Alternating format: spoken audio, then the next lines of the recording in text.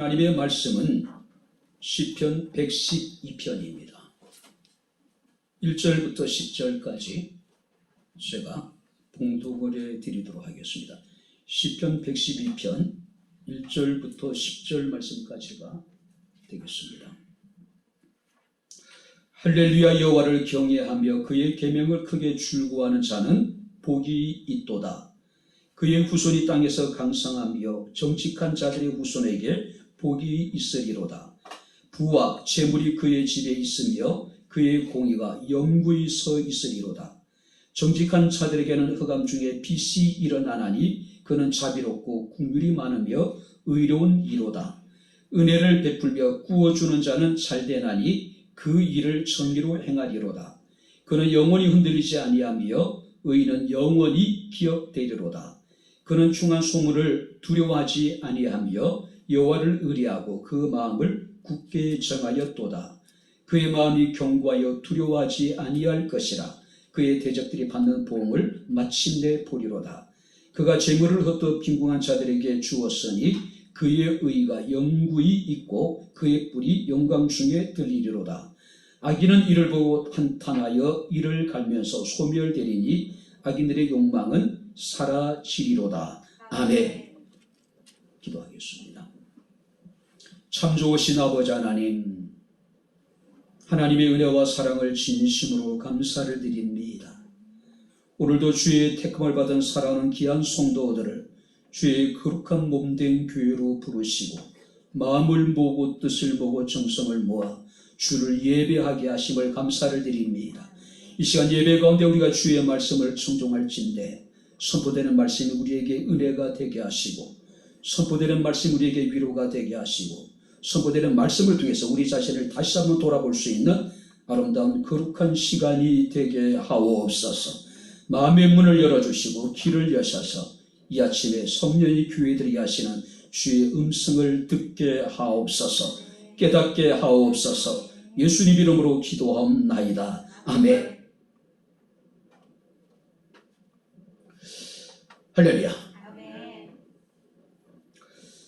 우리가 사사기 17장에 보게 되면 에브라임 산지에 미가라고 하는 인물이 등장을 합니다. 근데 당시 상황에 대해서 이스라엘의 왕이 없으므로 백성들이 자신의 소견에 옳은 대로 행하였다라고 이야기를 하고 있습니다. 이 미가라고 하는 인물이 당시에 그 지역을 거주하기 위해서 거주할 것을 찾던 그 레인을 만나게 됩니다. 그래서 이 미가라는 사람이 그 레인을 불러서 바로 내가 우리 집에 제사장이 되는 것이 어떻겠느냐고 제의를 합니다. 이 레인은 마땅히 거주할 것이 없었습니다. 당장 먹고 사는 것이 힘든 상황이었어요. 그래서 미가와 이제 연봉을 체결하게 됩니다. 그 연봉이라는 게 뭐냐면은 1년에 은 10개와 옷 한 벌을 주는 것이에요. 그리고 먹을 것을 제공하는 조건으로 이 레이는 미가 집안의 개인 제사장이 됩니다. 자, 근데 이 18장에 이르러서는 그 단 지파가 이곳을 지나다가 미가 집안의 개인 제사장을 보게 됩니다. 그리고 제안을 합니다. 내가 이스라엘의 한 집안의 제사장이 되는 것과 이스라엘의 12지파 가운데 한 지파의 제사장이 되는 것, 어느 것이 더 좋으냐라고 이야기를 해요. 무슨 얘기냐면은 우리 지파의 제사장이 되어달라는 이야기예요. 그랬더니 이 레인이 그것을 흔쾌히 받아들입니다. 우리 성경 말씀을 보게 되면은 단 지파가 사로잡혀 갈 때까지 그 레인과 레인의 자손들이 그곳에 머물면서 단 지파의 제사장의 역할을 해나가요. 그런데 놀라운 것은 사사기 18장 30절 말씀을 보게 되면은 그 단 지파의 제사장의 이름이 요나단이라고 하는 인물입니다. 성경을 보게 되면은 모세의 손자요 게르솜의 아들이 요나단. 모세가 누굽니까? 출애굽의 영웅이에요. 이스라엘의 최고의 영웅이에요. 온전한 믿음의 사람이었습니다. 그런데 그 모세의 믿음이 그 아들 게르손, 그 손자 요나단에게 이르러서 철저하게 완전히 변절되어져 버려요. 이 사건을 보면서 느끼는 것은 우리의 신앙이 우리의 자녀들에게 또 그 자녀들에게 대를 이어서 전수된다고 하는 것이 얼마나 어렵고 힘든 일인가를 우리에게 보여주고 있는 겁니다.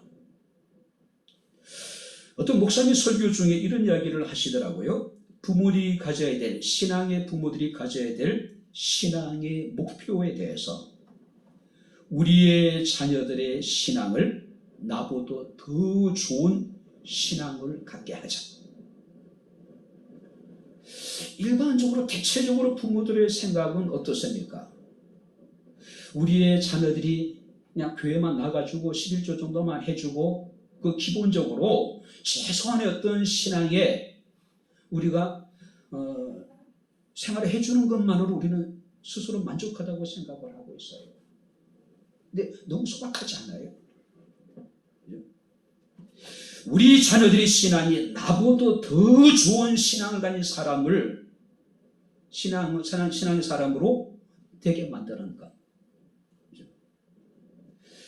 부모 입장에서 자녀를 보면은 한없이 약해 보이잖아요. 부족해 보이잖아요. 우리는 다른 것에 대해서는 참 많은 기대를 가지고 있는데 신앙적인 부분에 대해서 많은 부모들은 자식들에 대해서 그렇게 큰 기대를 갖지 않고 있는 것이 사실이에요. 왜 이 시대가 죄가 많아지고 이 시대의 사랑이 식어지고 있습니까? 사람들이 가난했기 때문이 아닙니다. 배우지 못했기 때문이 아니에요. 대한민국 역사에 있어서 오늘날처럼 학벌이 좋은 시대는 없었어요. 단언하건대 오늘날처럼 대한민국이 살기 좋은 시대는 없었어요. 그렇지 않습니까? 문제는 뭘까요? 우리의 복음의 열정이 식어지고 있다고 하는 겁니다. 절대적인 진리를 우리가 부정하고 절대적인 신적인 권위를 사람들이 인정하지 않는 겁니다.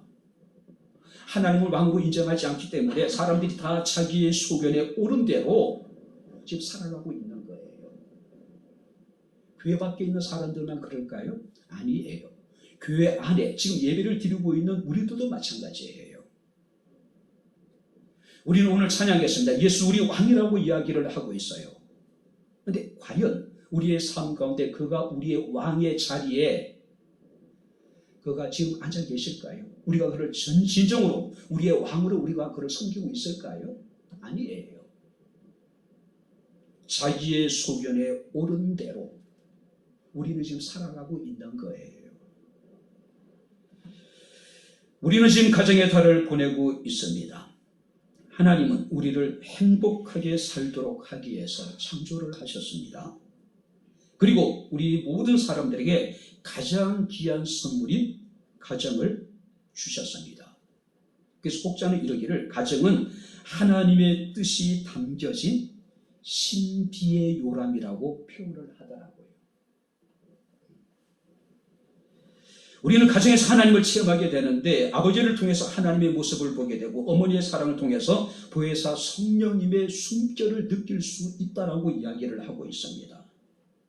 뿐만 아니라 우리에게 향하신 하나님의 축복이 가정을 통해서 우리에게 주어진다고 하는 겁니다. 그래서 가정은 소중한 거예요. 잠언서 15장 15절부터 18절 말씀을 보게 되면은 가장 행복한 가정의 원형을 우리에게 보여줍니다. 가산이 적어도 여호와를 경외하는 것이 크게 부하고 번뇌하는 것보다 나으니라. 여간 채소를 먹으며 서로 사랑하는 것이 살찐 소를 먹으며 서로 미워하는 것보다 낫다라고 이야기하고 있어요. 가장 행복한 가정이라는 것은 하나님을 경외하는 가정이고 서로 사랑하는 가정입니다. 오늘 우리 백향목교회 성도들의 모든 가정이 하나님을 경외하고 서로 사랑함으로 참 행복한 가정들이 다 될 수 있기를 주의 이름으로 축원합니다. 그리고 우리가 2절 말씀을 보게 되면은 그 후손이 땅에서 강성하며 정직한 자들의 후손에게 복이 있을 것이라고 이야기를 합니다. 우리가 행복하게 사는 것, 우리가 잘 사는 것도 좋은 일이죠. 그런데 우리의 자녀들이 더 잘 살고 우리의 자녀들이 우리보다 더 훨씬 더 행복하게 살 수 있다면 얼마나 좋을까요? 오직 우리 부모들은요, 그거 하나만을 위해서 평생을 살아오셨어요. 그렇지 않습니까? 밤잠 자지 않냐고 일하는 것, 그죠? 정말로 손발이 다 닳도록 정말로 처절하게 지금까지 살아오신 이유가 뭡니까? 오직 자녀들이 잘되기 위한 것이었잖아요. 나는 배우지 못했지만은, 난 가난하지만은 그 배우지 못한 한, 그 가난의 한을 우리 자식들에게만큼은 그 남겨두지 않겠다는 거죠. 물려주지 않겠다는 거죠. 근데 성경 말씀을 보게 되면은 그 후손이 땅에서 강성하게 될 것이고 정직한 자들의 후손에게 복이 있을 것이라고 이야기를 하고 있습니다. 우리가 로마서 11장 28절 말씀을 보게 되면은 바울은 이스라엘 백성들에 대해서 뭐라고 얘기냐면은 이게 보세요. 조상들로 말미암아 사랑을 받은 자들이라고 이야기를 하고 있어요. 이스라엘 백성들의 실제적인 성경에 나타나 있는 모습들을 보면은 끊임없이 하나님을 거역하잖아요. 불순종하잖아요. 원망하고 불평하잖아요. 그죠? 자, 그래도 불구하고 하나님이 이스라엘을 사랑하셨어요. 그 이유는 뭐냐면은 그들의 조상으로 말미암아 그들이 하나님의 사랑을 입었기 때문이라고 이야기하고 있는 거예요.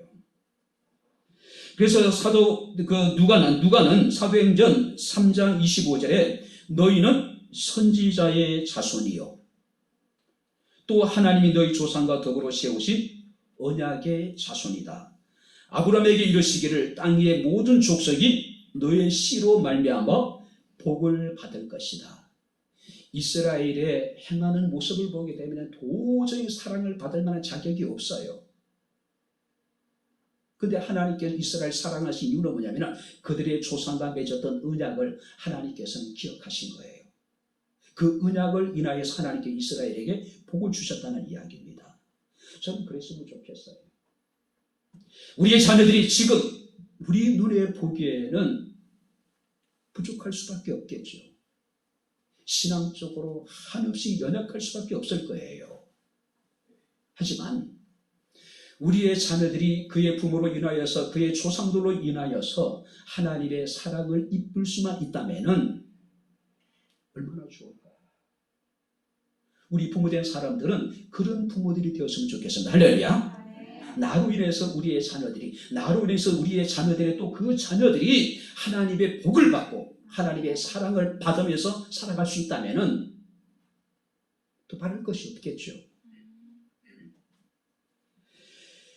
자, 그렇다면 오늘 이 시간 우리가 함께 생각해 볼 수 있는 것은 뭡니까? 그러면 어떤 사람들의 후손들이 하나님으로부터 복을 받게 될 것인가? 자, 그렇다면 우리의 자녀들이 조상들로 말미암아 하나님의 사랑을 입고 하나님의 복을 받기 위해서는 우리가 어떻게 해야 될 것인가? 오늘 말씀을 살피면서 우리가 함께 은혜를 나누도록 하겠습니다. 자, 먼저 한번 1절을 우리 다시 한번 같이 읽겠습니다. 1절 다 같이 읽겠습니다. 할렐루야. 여호와를 경외하며 그의 계명을 크게 즐거워하는 자는 복이 있도다. 그의 후손이 땅에서 강성하며 정직한 자들의 후손에게 복이 있으리로다. 첫 번째 뭡니까?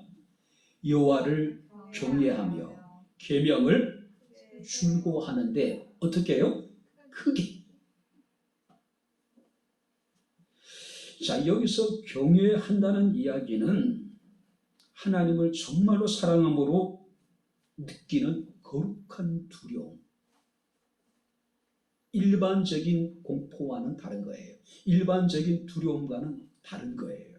거룩한 두려움이에요. 하나님을 경외하는 사람들은 범사에 하나님을 인정합니다. 하나님을 경배하는 삶을 살아갑니다. 그리고 절대적으로 순종하는 삶을 살아가는 사람들이에요. 우리가 하나님을 경외하게 될 때에 부모를 존경하게 되겠죠. 그리고 이웃도 사랑하게 되겠죠. 우리가 보이지 않는 하나님을 우리가 어떻게 경외할 수 있을까요? 보이지 않는 하나님에 대해서 우리가 범사에 어떻게 인정할 수 있을까요? 그것은 오직 믿음이에요. 믿음. 하나님을 경외할 때 부모를 존경하게 될 것이고 또 그런 사람들이 이웃도 사랑하게 될 것입니다. 이것이 하나님의 창조의 질서예요. 창조의 질서예요. 근데 마귀는 이런 하나님의 창조의 질서를 깨트리려고 하고 있어요. 창세기 말씀을 보게 되면은 하나님이 에덴 동산을 창설하셨죠. 그리고 아담과 하와라 하여금 그곳에 살도록 하셨습니다. 자, 에덴 동산에 있는 모든 것을 다 소유하게 하셨죠. 모든 것을 다 먹을 수 있도록. 그런데 단 한 가지, 동산 중앙에 있는 선악을 알게 하는 나무의 실과만큼 먹지 못하게 하나님께서 금하셨어요. 근데 사탄이 아담과 하와를 유혹합니다. 아담은 직접적으로 하나님과 언약을 맺은 사람이었어요. 그런데 아담은 흔들리지 않아요. 문제는 뭘까요? 아담을 통해서 하나님의 언약을 이야기 들은 하와는 직접적인 언약의 당사자가 아니기 때문에 사탄이 와서 그를 꼬이죠. 그죠? 네가 그것을 먹는 날에는 내 눈이 밝아져서 내가 하나님처럼 될 것이라고 하나. 결국 뭐예요? 허영심에 사로잡힌 거예요. 누구처럼 되고자 하나. 그리고 선악과를 보니까 보암직하고 먹음직하고 지혜롭게 할 만큼 탐스러웠다. 손이 저절로 간 거예요. 그리고 선악과를 따먹고 남편에게도 주게 됩니다. 자, 여기서 너희가 이것을 먹으면은 너희 눈이 밝아져서 너희가 하나님같이 될 것이라고 하는. 사탄이 지금도 우리를 어떻게 유혹합니까? 모든 사람이 다 신이 되게 만드는 거예요. 그죠? 네가 이것을 하면 너는 하나님같이 될 것이라고 하는 달콤한 미끼를 우리에게 끊임없이 던지는 거예요. 우리는 그것도 모르고 그 미끼를 그냥 삼키는 거예요. 결국 뭡니까? 하나님같이 되고자 하는 인간의 교만한 마음은 다툼을 일으키게 됩니다. 모든 불행의 씨앗이 될 수밖에 없는 거예요. 시편 115편 13절 14절 말씀을 보게 되면 바로 높은 사람이나 낮은 사람을 막론하고 여호와를 경외하는 자들에게는 복을 주시리로다. 여호와께서 너희를 곧 너희와 너희 자손을 더 번창하게 하시기를 원하노라. 하나님에 대한 거룩한 두려움을 갖게 되기를 주 이름으로 축원합니다. 할렐루야. 하나님을 경홀히 여기지 마세요. 하나님 우습게 여기지 마세요. 만만하게 보지 말란 이야기예요. 하나님을 경외하는 사람들에게는 높은 사람이나 낮은 사람이나 하나님께서 복을 주신대요. 그 복이 어떤 복이냐면은 너희와 너희 자손을 한번 따라해 보시기 바랍니다. 더욱 번창하게 하리라. 할렐루야. 어떤 사람에게? 하나님을 경외하는 사람들에게. 자, 여기 보세요. 내 힘으로, 내가 가진 지혜로, 내가 가진 능력으로 어느 정도는 우리는 번창할 수가 있어요. 그러나 그것까지 하나님은 우리가 여호와를 경외하게 될 때에 높은 사람이나 낮은 사람에게 복을 주시는데 더욱 번창하게 하시리라. 할렐루야. 더욱이에요. 더욱. 뿐만 아니라 우리가 여러분 1절 말씀을 보게 되면 그의 계명을 크게 출구하는 자는 복이 있을 것이다. 하나님을 경외하고 하나님의 계명을 출구하는 자들에게 복이 있을 것이라는 거죠. 여기서 출구한다라고 하는 것은 잘 보세요. 하나님의 계명을 지키고 율법을 실행할 때 느끼게 되는, 한번 따라해보세요. 실천적인 즐거움. 할렐루야. 자, 여기 보세요. 신앙생활을 우리가 얼마나 했느냐, 별 의미가 없을 것 같아요. 비록 신앙의 연륜은 짧을지 모르지만 우리가 하나님의 계명을 지키고 율법을 실행할 때에 느끼는 실천적인 기쁨을 우리가 얼마만큼 우리가 느껴봤는지, 평생을 교회 다녀도 한 번도 이런 즐거움과 이런 기쁨을 느껴보지 못한 사람이 있을 거예요. 신앙의 연륜이 얼마 되지 않음에도 불구하고 어떤 사람들은 짧은 신앙의 생활 속에서도 바로 하나님의 계명과 하나님의 율법을 직접 행함으로 실천적인 이런 기쁨을 생활 속에서 날마다 느끼는 사람도 있을 거예요. 주의 계명을 크게 즐거워하라고 이야기합니다. 이 크다란 이야기는 아주 열렬히 뜨겁게 그죠? 그래서 시편 1편 2절에 보니까 복 있는 사람은 오직 여호와의 율법을 즐거워하여, 오직입니다. 그 율법을 주야로 묵상하는 자로다. 할렐루야. 오직 밤낮으로 그 하나님의 계명을 기뻐하는 거예요. 즐거워하는 거예요. 시편 119편에 보게 되면은 시인은 이런 이야기합니다. 내가 모든 재물을 즐거워함 같이 주의 증거의 도를 즐거워하나이다. 자, 여기 보세요. 세상의 모든 재물을 내가 즐거워하는 것처럼 내가 하나님의 말씀도 즐거워합니다. 뿐만 아니라 내가 주의 법을 어찌 그리 사랑하는지요, 내가 그것을 종일 작은 소리로 읊조리나이다. 하나님의 말씀을 너무나도 사랑했기 때문에 하루 종일 작은 목소리로 하나님의 말씀을 읊조렸다는 이야기예요. 왜요? 주의 말씀은 내 발의 등이요 내 길의 빛입니다. 할렐루야. 아멘. 뿐만 아니라 시편 119편 130절에는 주의 말씀을 열면 빛이 비추어 우둔한 사람들을 깨닫게 하나이다. 자, 여기 보세요. 우리가 하나님의 말씀을 열면은 빛이 비추어서 우둔한 사람들로 하여금 지혜롭게 만들어준대요. 어려운 삶의 문제를 깨닫게 주겠다는 이야기예요. 근데 말씀을 듣고 있겠습니까? 성경에 책가를 채워놓고 주일날 예배 오전에 1시간 드릴 때만 살짝 열었다가 다시 닫아버리는 거예요. 말씀이 이 성경책 안에 나오지 못하죠. 내 삶에 간섭하지 못하죠. 왜요? 말씀이 내 삶을 불편하게 만드는 거추장스러운 장애물, 사람들이 그렇게 여긴 사람들이 많이 있는 거예요. 뿐만 아니라 시편 119편 165절에 보게 되면은 주의 법을 사랑하는 자들에게는 큰 평안이 있으리니, 한번 따라해 보시기 바랍니다. 그들에게는 장애물이 없으리로다. 할렐루야.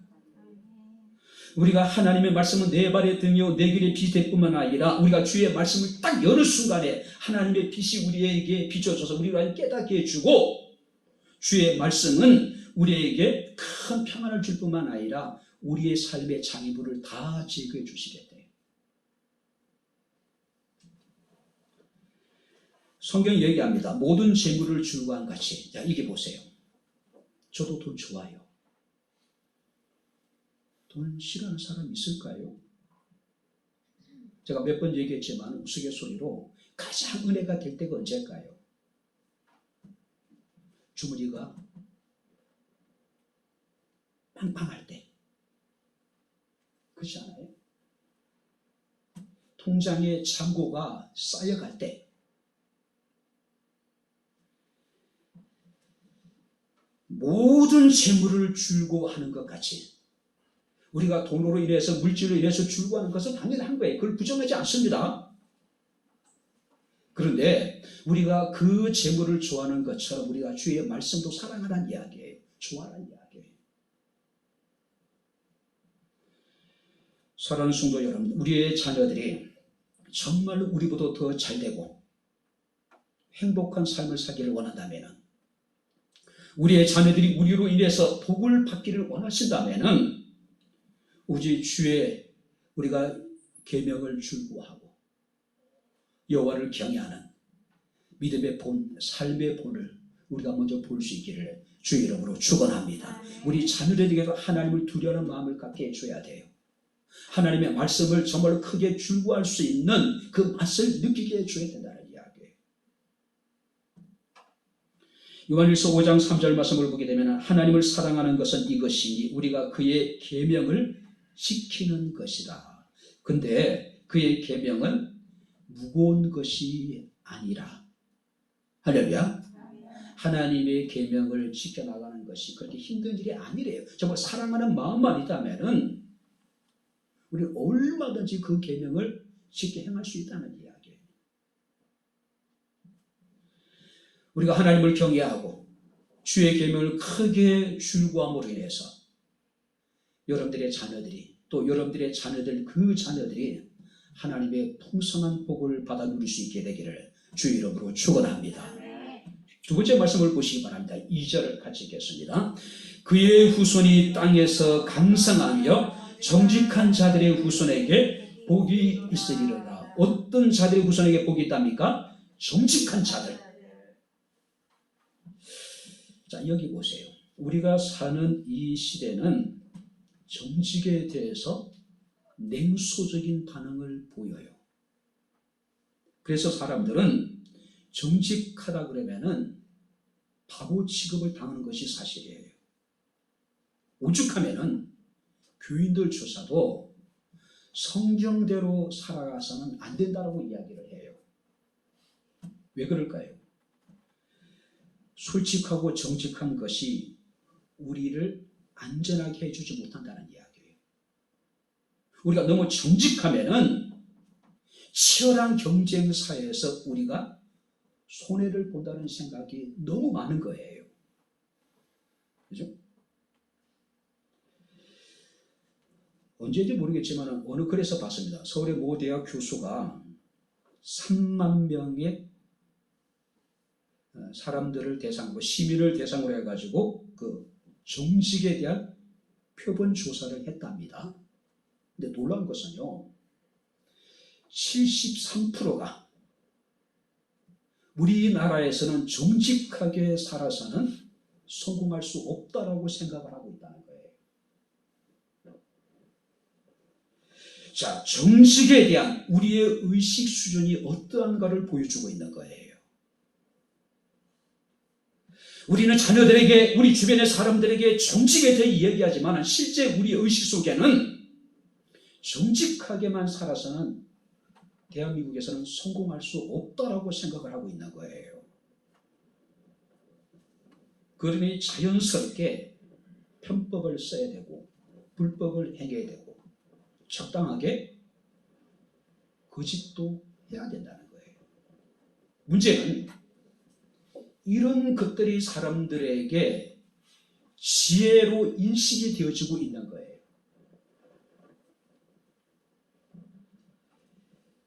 자녀들에게도 마찬가지입니다. 그렇게 꽉 막혀서 어떻게 살아갈 수 있겠느냐라고 얘기를 해요. 그런데 저는 생활을 하면서 몇 번 그런 경험을 한 적이 있습니다. 우리 가족들을 통해서요. 순간적인 위기를 모면하기 위해서 우리가 정직하지 않았을 때에 어떤 우리가 어려움을 겪게 되는지. 정직한 것은 안전한 것이 못되고 정직하다 보면 경쟁 사회에서 미룰 수밖에 없다. 그러니 대한민국에서는 정직하게만 살아서는 성공할 수 없다. 이것이 우리들의 생각이에요. 근데 성경도 그렇게 얘기할까요? 시편 37편 25절에 내가 어려서부터 늙기까지 의인이 버림을 당하거나 그의 자손이 걸식하는 것을 보지 못했다. 정말로 정직하게 사는 사람들이 하나님 앞에 버림을 당하거나 그 자손들이 빌어먹는 일을 본 적이 없다고 이야기를 하고 있는 거예요. 뿐만 아니라 잠언서 10장 29절에 여호와의 도가 정직한 자들에게는 산성. 자, 여기 보세요. 사람들의 의식 속에는 정직하면 피해를 볼 수 있다고 이야기를 해요. 치열한 경쟁 사회 속에서 우리가 손해라고 이야기를 해요. 정직하면은 그 정직이 우리의 안전을 책임져주지 못한다고 생각하고 있어요. 그런데 여호와의 도가 정직한 자들에게는 산성이 돼서 그 정직이 자기 자신을 지켜주겠다는 거예요. 보호해주겠다는 얘기예요. 여러분들이 심리학에 보게 되면은 페르소나라고 하는 용어가 있습니다. 페르소나. 고대 사회에서 사람들이 이제 그 가면극을 할 때에 배우들이 얼굴을 가리는 그런 가면을 말하는 거예요. 페르소나라고 이야기, 심리학에서는. 이게 무슨 의미냐면 개인이 사회생활 속에서 사람들로부터 비난을 받지 않기 위해서 겉으로 드러내는 자신의 본성과는 다른 태도와 성격, 이게 페르소나예요. 그러니까 우리가 공동체 속에서 다른 사람들에게 우리가 비난을 받지 않게 해서 우리는 다른 자기의 본성과 자기의 어떤 속내와는 전혀 다른 우리 행동을 하는 거예요. 가면을 쓰고. 이것을 심리학자 융이란 사람은 무의식의 열등이라고 이야기합니다. 어두운 자신의 자아라고 이야기를 하고 있어요. 자신의 본성과는 다른 태도를 보이는 겁니다. 자신의 본성과는 다른 성격을 일부러 나타내는 거예요. 그래서 전혀 저는 본성이 저러지 않는데 막 허풍을 떨고 큰 소리를 내고, 그죠? 별거 아니던 막 허허허 하면서 웃으면서 뭐 대범한 것처럼.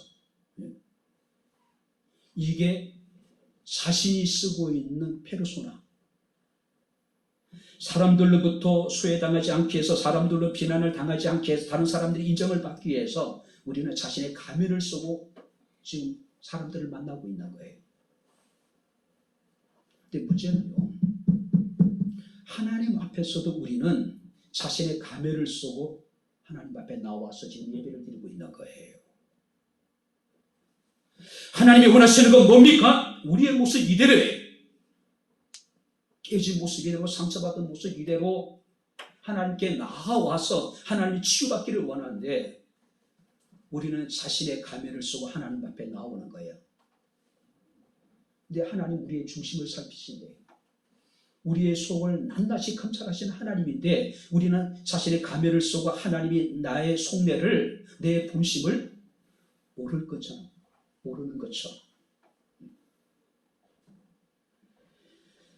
문제가 없는 척, 또 거룩한 척, 열심히 봉사하고 헌신하는 하는 척, 강한 척, 똑똑한 척. 이게 뭐냐면은 심리학에서 말하는 페르소나라는 거예요. 자신의 가면이라는 거예요. 오늘 우리는 어떤 가면을 쓰고 하나님 앞에 나와 예배를 드리고 있습니까?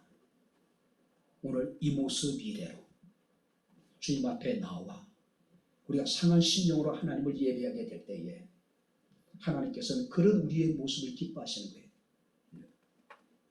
바리새인들에 대해서 예수께서 왜 그렇게 경멸하셨습니까? 왜 바리새인들에 대해서 주님께서는 저주에 가까운 말씀을 하셨을까요? 독사의 자식들아 회칠한 무덤이라고요.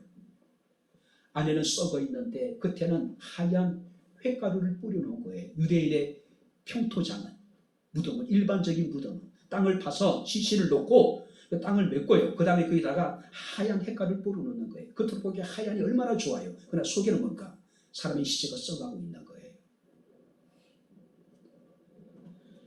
오늘 우리는 어떤 가면을 쓰고 있습니까? 하나님께서 우리가 원하시는 거 뭡니까?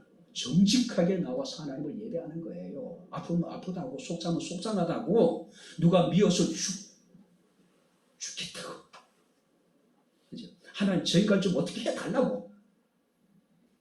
다윗의 기도를 보면은요, 손짓손짓할 때가 많이 있어요. 다윗은 누구보다도 하나님 앞에 정직했어요. 대적자를 위한 기도를 보게 되면 소름 끼쳐요. 거의 그냥 증오에 가까운 거예요.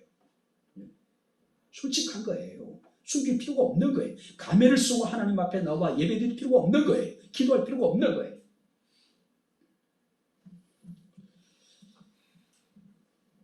가족을 태우고 아버지가 운전을 합니다.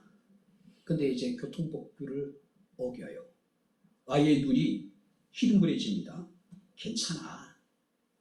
급할 때는 이럴 수 있어. 경찰만 안 보면 돼. 재수 없이 경찰한테 안 걸리면 돼. 아이는 그런 아버지를 이해할 수 없습니다. 어느 날 어머니의 손을 잡고 재래시장에 갔습니다. 분명히 어머니의 거기 지갑에 돈이 있는데 가진 게 이거밖에 없으니까 이걸로 주세요. 분명히 돈이 있는 걸 봤는데 의아해하는 아들에게 어머니가 이야기합니다. 이것이 다 세상을 사랑하는 지혜로운 것이라고요. 삼촌이 사고를 쳤습니다. 금융사고로 쳤어요. 교도소에 갔습니다. 며느리 같은 삼촌이 그런 얘기합니다. 에이씨, 재수가 없어서 그런 거야. 아이가 컸습니다. 남의 물건을 훔치다가 걸렸어요. 부모가 매료를 받습니다. 자식을 바라는 부모의 마음이 메어질 것 같습니다. 너무 안타까웠어요. 그때 아들이 이야기합니다. 재수가 나빴어요. 다음에는 절대 안 걸릴 거예요. 부모가 종종 거짓말을 하게 되면요, 자녀는 거짓말이 나쁜 것이라고 처음에 생각했다가 나중에는 그런 인식이 흐려져요. 그리고 그 거짓의 어떤 위험천만한 결과에 대해서도 자녀들은 이제 무뎌집니다. 그리고 내 세포 속에서는요, 이때만 잘 넘기면은 된다라고 하는 심리 구조가 형성이 된대요. 심리 구조가. 그 다음에 이거 나중에 어떻습니까? 거짓에 대해서 진짜인 것처럼 느끼게 되고 그 거짓말을 진짜처럼 말하게 된다는 이야기예요. 문제는 그 엄청난 피해와 아픔은 고스란히 자신이 감당해야 될 몫이 되는 거예요. 자신의 몫이 되는 겁니다.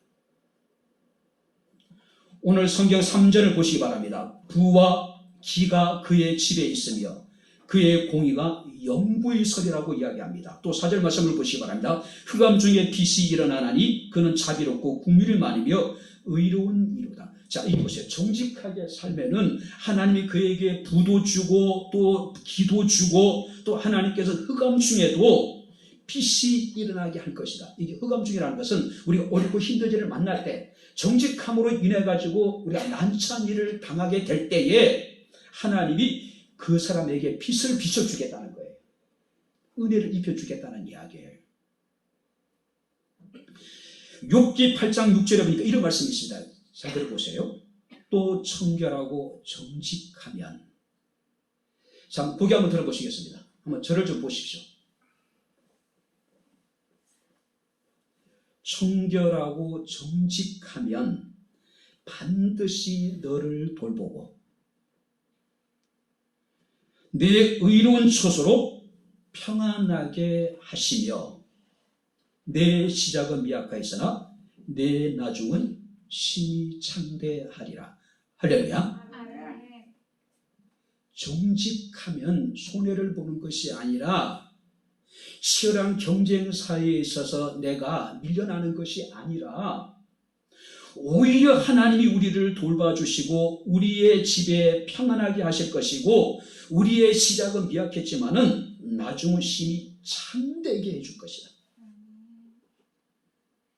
결코 손해가 되지 않을 것이라는 이야기예요. 뿐만 아니라 시편 84편 11절에 여호와 하나님은 패요 방패시라. 여호와께서 은혜와 영화를 주시며 정직히 행하는 자에게 좋은 것을 아끼지 아니하실 것이니라. 할렐루야. 정직하면 손해를 보고 정직하면 경쟁사회에서 밀릴 거라고 생각했는데 하나님은 그것이 아니라는 거예요. 내가 정직하면 내가 너를 도와줄 것이고 내 집을 평안하게 할 것이고 내 시작은 미약했지만 결국은 네가 창대하게 될 것이고 좋은 것을 내가 너에게 아끼지 않고 주시겠다는 이야기예요. 하나님이 돌봐준다면 우리의 집을 평안하게 해주신다면 시작은 미약했지만 하나님이 심히 창대하게 해주시고 좋은 것을 아끼지 않고 우리에게 하나님께서 부어주신다면 정직함으로 인해 가지고 피해를 보고 손해를 보는 것 이상으로 우리는 하나님께 많은 것을 얻게 될 것이라는 이야기예요. 미국에서 성공한 2,000명의 사람들을 대상으로 조사를 했습니다. 가장 큰 성공의 요인이 무엇입니까? 대부분의 답이 뭔지 아십니까? 정직이래요. 정직했기 때문에 그들은 성공했다는 거예요. 잠언서 11장 11절에 성읍은 정직한 자의 축복을 인하여 진흥하고 악한 자의 입을 인하여 무너지게 될 것이다. 정직한 자는 성읍을, 도시를, 그 나라를 복을 받게 하실 것. 복을 받게 하지만은 바로 악한 자의 입은 그 사이를 망가뜨리고 그 도시를, 그 나라를 망하게 만든다는 거죠. 결과만 좋으면 모든 과정이 다 정당화되는 것이 오늘 우리 시대의 모습입니다. 오직 뭐를 가도 좋다. 돈만 많이 벌 수 있다면 모든 것이 다 합리화되는 거예요. 돈이 최고의 가치입니다. 돈이 궁극적인 목적이 되어져 버린 거예요. 우리의 자녀들이 정말로 조상들로 인해 가지고 하나님의 사랑을 잃기를 원한다면 우리의 자녀들이 우리로 인해서 그 부모들 인해서 하나님의 복을 받기를 원한다면 지금 우리 부모들이 하나님 앞에 정직의 씨를 뿌려야 되지 않을까요? 자기 자신에게 정직하고 이웃에게 정직하고 하나님께 정직하면 그것이 손해보는 것이 아니라 하나님이 친히 돌봐주실 것이고 하나님이 평안을 주실 것이고 하나님이 창대케 해주실 것이고 하나님이 온갖 좋은 것을 아낌없이 쏟아부어 주겠다는 거죠. 마지막으로 세 번째 말씀을 보시기 바랍니다. 자, 5절을 우리 다시 한번 같이 읽겠습니다. 5절 다 같이 읽겠습니다. 은혜를 베풀어 꾸어주는 자는 잘되나니 그 일을 정의로 행하리라. 은혜를 베풀며 꾸어주는 사람들은 잘 될 것이다. 뿐만 아니라 그 후손들이 복을 받을 것이다. 은혜란 게 뭡니까? 자격이 없는 사람에게 주어지는, 베풀어지는 호의예요. 여러분들이 우리가 하나님께 은혜를 입었습니다. 은혜를 받을 만한 자격이 있었을까요? 의로움이 있었을까요? 공로가 있었을까요? 없었어요. 그런데 이 은혜를 베풀라는 이야기는 너희도 모든 사람에 대해서 너그럽고 관대하고 다른 사람을 용서하고 다른 사람을 호용해 주라. 그럼 네가 복을 받을 것이고 내 후손들이 복을 받게 될 것이라는 이야기예요. 자, 시편 112편 3절을 보면은 부와 재물이 그의 집에 있다고 이야기합니다. 그 공의가 영구히 서 있을 것이라고 이야기합니다. 잠언서 8장 21절에 보니까 이는 나를 사랑하는 자가 재물을 얻어서, 자, 이게 보세요. 재물을 얻어서 그 곳간을 가득 채우게 될 것이다. 근데 문제는 뭘까요? 이렇게 하나님께 얻은 재물을 하나님의 은혜로 우리가 소유한 모든 것을 가지고 자신만을 위해서 쌓아두는 것은 정의롭지 못한 것이다. 이건 악한 것이래요. 왜요? 고인물은 반드시 썩습니다. 오늘 쌓아둔 재물은 결국 부패할 수밖에 없는 거예요. 재물을 가지고 선한 곳에 쓰지 않으면 그런 죄를 지킬 수밖에 없을 것이고 분명히 타락할 수밖에 없습니다. 성경 말합니다. 하나님이 너의 곳간을 채워줄 것이고 부와 재물이 그 집에 영원히 있게 할 것이다. 근데 중요한 건 뭡니까? 은혜를 베풀며 다른 사람을 위해서 구워주라, 나눠주라는 이야기예요. 여기서 구워준다는 얘기는 참 재밌습니다. 결합하다. 자, 내가 누군가에게 호의를 베풀고 누군가에게 내가 가진 것을 나눠주는 것은 무엇과 결합하는 것이다. 자, 이런데 무엇과 결합하는 걸까요? 하나님의 마음과 내 마음이 결합하는 것. 할렐루야. 내가 누군가에 대해서 너그럽게 관대하게 호의를 베풀고 용서하고 관용하는 것, 아낌없이 나의 것을 나누는 그것은 누군가 무엇과 결합되어진다는 것이에요. 누구와요? 하나님의 마음과 내 마음이 결합되는 거예요. 그래서 잠언서 19장 17절에 가난한 자를 불쌍히 여기는 것은 여호와께 구워 드리는 것이니 그의 선행을 그에게 갚아주시리라. 뿐만 아니라 잠언서 10장 25절에 구제를 좋아하는 자는 풍족하여질 것이고 남을 윤택하게 하는 자는 윤택하여지게 될 것이라고 이야기를 합니다. 오늘 받은 것이 많다면은, 지금 여러분들이 소유한 것이 많고 여러분들이 누릴 수 있는 것이 많다면은 하나님이 여러분들에게 많은 것을 주셨습니다. 누리게 하셔서요. 나만이 누릴 수 있는 것이 아니에요. 나누라는 겁니다. 구워주란 이야기예요. 그 은혜를 베풀란 이야기예요. 전도서 11장 1절 2절 말씀하니까 너는 내 떡을 물 위에 던지라. 자, 여기 보세요. 여러 날 위에 찾으리라. 뿐만 아니라 7이나 8에게 나눠줄지어다. 무슨 재앙이 땅에 임하는지 내가 알지 못합니다. 무슨 얘기일까요? 내가 다른 사람에게 흩어서 구제하면은 언젠가는 내가 그것을 다시 찾게 될 것이다. 7이나 8에게 나눠주어라. 재앙이 땅에 어떻게 임하는지 내가 알지 못한다고 이야기한다. 무슨 얘기냐면은 7이나 8에게 우리가 힘써서 나눠주면은 내가 어려움을 닥치게 될 때에 하나님의 특별한 은혜를 받을 뿐만 아니라 전혀 생각하지 못했던 사람들을 통해서 내가 은혜를 입게 될 것이다. 할렐루야. 7이나 8에게 나눠주면은 어떤 사람을 통해서 내가 어떤 삶의 위기를 만나게 되면은 반드시 도움을 받게 될 거란 이야기예요. 근데 더 중요한 게 있습니다. 전도 11장 4절 말씀하니까 풍세를 살피는 자와 풍세를 살핀 자는 파종하지 못할 것이고 구름만 바라본 자는 거두지 못할 것이라고 이야기를 합니다. 구제를 나눔에 있어서 이것저것 재지 말란 이야기예요. 이것저것 재지 말란 이야기예요. 어떤 조건이나 이해관계를 떠나서 무조건적으로 이웃을 도와주고 나눠주란 이야기예요. 왜냐하면 이것저것 재다가 주저주저 하다가 정말로 절실하게 도움이 필요한 사람들에게 도와줄 수 있는 기회를 놓쳐버리게 된다는 이야기예요. 그러니까 내 마음에 할까 말까 누군가에 대해서 그런 마음이 들면 해요. 따지지 말고요. 구약에서 자주 등장하는 말씀이 있습니다. 헤세드. 용연아, 헤세드.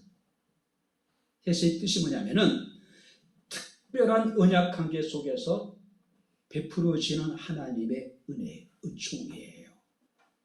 특별한 언약 관계 속에서 베풀어지는 특별한 은총. 그죠? 바로 우리는 그것을 나누는 거예요. 우리는 헤세드의 은혜를 입은 사람들입니다. 그렇기 때문에 우리는 고아와 가부와 나그네, 우리 주변에 우리의 도움을 정말로 필요한 모든 사람들에게 주저하지 말고 나누래요. 주저하지 말고 나누래요. 풍세를 살피지 말고 구름을 바라보지 말고 그냥 나누래요. 이제 말씀을 정리하도록 하겠습니다. 고린도서 6장에 보게 되면은 하나님의 은혜를 헛되이 받지 말라고 이야기합니다. 보라, 지금은 은혜를 받을 만한 때요. 보라, 지금은 구원의 날이라고 이야기합니다. 은혜를 받는 것도 중요합니다. 그런데 더 중요한 것은 그 은혜를 나누는 겁니다. 할렐루야. 은혜 나누는 거예요. 은혜를 나누게 될 때에 5절에 보니까 잘 될 것이고 6절에 보니까 영원히 흔들리지 않냐고 영원히 기억될 것이고 7절에 보니까 흉한 소문에도 두려움이 없을 것이고 9절에 보니까 의가 영구히 있고 그 뿔이 영광 중에 들리게 될 것이다. 우리 후손들이 어마어마한 복을 받게 될 거란 이야기예요. 바랍니다. 하나님을 경외하며 주의 계명을 크게 즐거워하는 가정, 하나님과 사람 앞에 그리고 자기 자신 앞에 정직한 가정, 받은 은혜를 베풀 수 있는 그런 가정. 그래서 이스라엘 백성들이 조상들로 인해서 하나님의 사랑을 입고 하나님의 은혜를 받고 복을 받았던 것처럼 바로 여러분들로 인하여서 여러분들의 자손들이 또 그 자손의 자손들이 하나님의 사랑을 입고 하나님의 은혜를 입고 하나님의 복을 받아 누릴 수 있는 그야말로 행복한 그런 아름다운 믿음의 가정이 다 될 수 있기를 주의 이름으로 축원합니다. 기도하겠습니다. 하나님 아버지, 하나님의 은혜와 사랑을 진심으로 감사를 드립니다.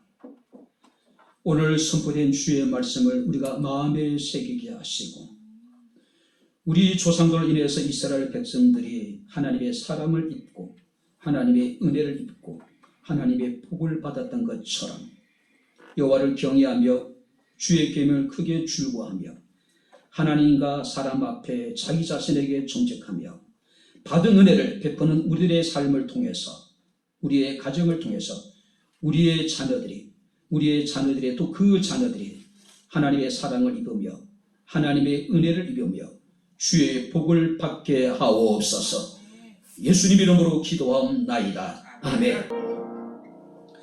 이제는 우리 주 예수 그리스도의 은혜와 하나님의 크신 사랑과 성령님의 교통 조전의 충만 역사 인도하심이 거룩한 주의 날 살아계신 하나님을 영과 진리로 예배한 주의 사랑하는 모든 성도들 머리머리 위에 저들의 가정과 직장과 사업장과 이 교회와 이 나라 이 민족 위에 지금부터 영원토록 함께 있을지어다. 아멘.